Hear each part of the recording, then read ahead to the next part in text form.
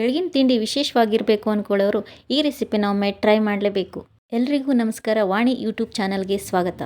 ನಾನಿವತ್ತು ಹೇಳ್ತಾ ಇರೋ ರೆಸಿಪಿ ಆಲೂ ಪರೋಟ.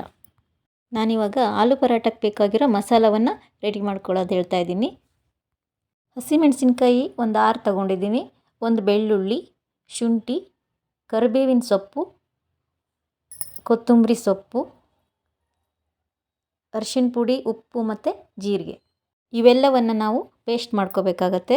ಒಂದು ಸಣ್ಣ ಮಿಕ್ಸಿ ಜಾರ್ ತಗೊಂಡು ಅದಕ್ಕೆ ಕರಿಬೇವಿನ ಸೊಪ್ಪು, ಕೊತ್ತಂಬರಿ ಸೊಪ್ಪು, ಶುಂಠಿ, ಬೆಳ್ಳುಳ್ಳಿ, ಜೀರಿಗೆ, ಅರಿಶಿನ ಪುಡಿ ಏನೇನು ಇಟ್ಕೊಂಡಿದ್ದೀವೋ ಮಸಾಲೆ ಅದೆಲ್ಲವನ್ನು ಮಿಕ್ಸಿ ಜಾರ್ಗೆ ಹಾಕ್ಕೋಬೇಕು. ಹಾಕ್ಕೊಂಡ ನಂತರ ಅದನ್ನ ತರಿಯಾಗಿ ಸ್ವಲ್ಪ ಉಪ್ಪನ್ನು ಹಾಕಿ ನಾವು ತರಿಯಾಗಿ ಮಿಕ್ಸಿ ಮಾಡ್ಕೋಬೇಕು. ಸ್ವಲ್ಪ ಮಾತ್ರ ನೀರು ಬೆರೆಸ್ಕೊಂಡು ಈ ಥರ ಪೇಸ್ಟ್ ಮಾಡ್ಕೋಬೇಕು. ಜಾಸ್ತಿ ನೀರು ಹಾಕೋದು ಬೇಡ. ನಂತರ ಒಂದು ಬಾಣಲೆಯನ್ನು ಬಿಸಿಗಿಟ್ಟು ಅದರಲ್ಲಿ ಸ್ವಲ್ಪ ಎಣ್ಣೆಯನ್ನು ಹಾಕಿ ನಾವು ಮಾಡ್ಕೊಂಡಿರೋ ಪೇಸ್ಟ್ ಏನಿದೆ ಅದನ್ನೆಲ್ಲವನ್ನು ಆ ಬಾಣಲೆಗೆ ಹಾಕಿ ಚೆನ್ನಾಗಿ ಫ್ರೈ ಮಾಡಬೇಕು. ಫ್ರೈ ಮಾಡಿ ಅದಕ್ಕೆ ನಾನು ಸ್ವಲ್ಪ ಗರಂ ಮಸಾಲಾನ ಹಾಕ್ತಾಯಿದ್ದೀನಿ. ಅರ್ಧ ಟೀ ಸ್ಪೂನು ಸಾಕಾಗತ್ತೆ. ಜಾಸ್ತಿ ಹಾಕಿದರೆ ಟೇಸ್ಟು ಅಷ್ಟು ಚೆನ್ನಾಗಿ ಬರೋದಿಲ್ಲ. ಸಾಕು, ಇದು ಇವಾಗ ಬೆಂದಿದೆ. ನಾನಿವಾಗ ಒಂದು 4 ಆಲೂಗಡ್ಡೆನ ತಗೊಂಡು ಬೇಯಿಸಿ ಸಿಪ್ಪೆ ತೆಗೆದು ಈ ಥರ ಮ್ಯಾಶ್ ಮಾಡಿ ಇಟ್ಕೊಂಡಿದ್ದೀನಿ. ಇದನ್ನು ನಾವು ಹುರಿದಿರೋ ಅಂಥ ಮಸಾಲೆಗೆ ಆಲೂಗಡ್ಡೆಯನ್ನು ಮಿಕ್ಸ್ ಮಾಡಬೇಕು. ನೀಟಾಗಿ ಈ ಥರ ಮಿಕ್ಸ್ ಮಾಡ್ಕೋಬೇಕು. ಅದು ಸ್ವಲ್ಪ ಮಸಾಲೆ ಜೊತೆಗೆ ಆಲೂಗಡ್ಡೆ ಬೆರೆತ್ಕೋಬೇಕು. ಆ ಥರ ಮಿಕ್ಸ್ ಮಾಡಿ ಆಮೇಲೆ ಉಪ್ಪನ್ನು ರುಚಿಗೆ ಎಷ್ಟು ಬೇಕು ಅಷ್ಟು ಮಾತ್ರ ಹಾಕ್ಕೋಬೇಕು. ಜಾಸ್ತಿ ಹಾಕಿ ನಾನು ಗೋಧಿ ಹಿಟ್ಟಿಗೆ ಸ್ವಲ್ಪ ಬೇಕಾದರೂ ಕೂಡ ಉಪ್ಪನ್ನು ಹಾಕಿ ಎಣ್ಣೆಯನ್ನು ಹಾಕಿ ಇಷ್ಟು ಸಾಫ್ಟಾಗಿ ಕಲಿಸ್ಕೊಂಡಿದ್ದೀನಿ. ಹಿಟ್ಟು ಎಷ್ಟು ಸಾಫ್ಟ್ ಇರುತ್ತೋ ಪರೋಟ ಅಷ್ಟು ಚೆನ್ನಾಗಿ ಬರುತ್ತೆ. ಗೋಧಿ ಹಿಟ್ಟನ್ನು ಕಲಸಿ 1 ಗಂಟೆ ಇಡಬೇಕು. ಆಮೇಲೆ ತುಂಬ ಸಾಫ್ಟ್ ಆಗುತ್ತೆ. ಆನಂತರ ಈ ಥರ ಉಂಡೆಗಳನ್ನು ನಾವು ಮಾಡ್ಕೋಬೇಕಾಗತ್ತೆ.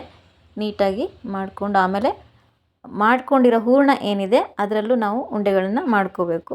ಹೋಳಿಗೆ ಯಾವ ರೀತಿ ಮಾಡ್ತೀವಿ ಅದೇ ರೀತಿ ಈ ಥರ ಮಾಡಿಕೊಂಡು ಅದಕ್ಕೆ ಸ್ವಲ್ಪ ಆಯಿಲನ್ನು ಹಚ್ಕೊಂಡು ಆಮೇಲೆ ಹೂರಣ ಏನಿದೆ ಅದನ್ನು ನಾವು ಅದರೊಳಗಡೆ ಹಾಕಬೇಕು. ಹಿಟ್ಟು ಸಾಫ್ಟಾಗಿದ್ದಷ್ಟು ಆಲೂ ಪರೋಟ ಮಾಡೋದಕ್ಕೆ ಈಸಿ ಆಗುತ್ತೆ. ಈ ಉಂಡೆಗಳನ್ನು ಆ ಹಿಟ್ಟೊಳಗಡೆ ಹಾಕಿ ನೀಟಾಗಿ ಅದನ್ನು ಫಿಲ್ ಮಾಡಬೇಕು.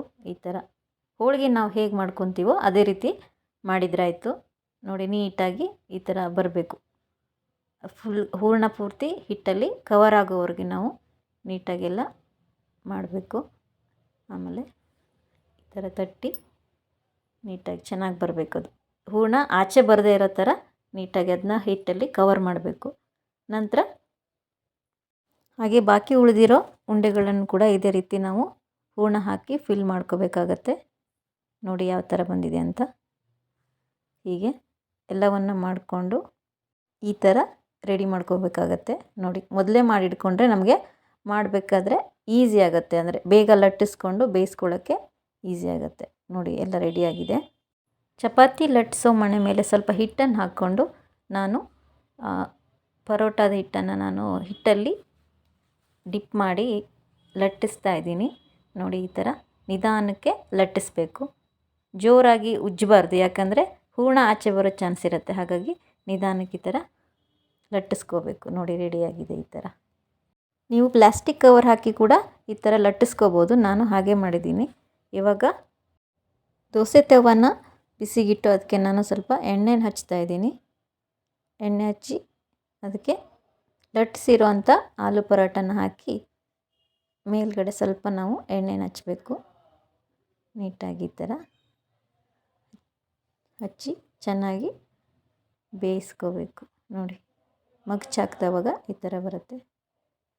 ನೀಟಾಗಿ ನಿಧಾನಕ್ಕೆ ಮಗ್ಚಾಕಬೇಕು, ಯಾಕಂದರೆ ಹರಿದೋಗ್ಬಿಟ್ರೆ ಕಷ್ಟ. ಹಾಗಾಗಿ ಈ ಥರ ನೀಟಾಗಿ ನೋಡಿ ಚೆನ್ನಾಗಿ ಬೇಯ್ತಾ ಇದೆ.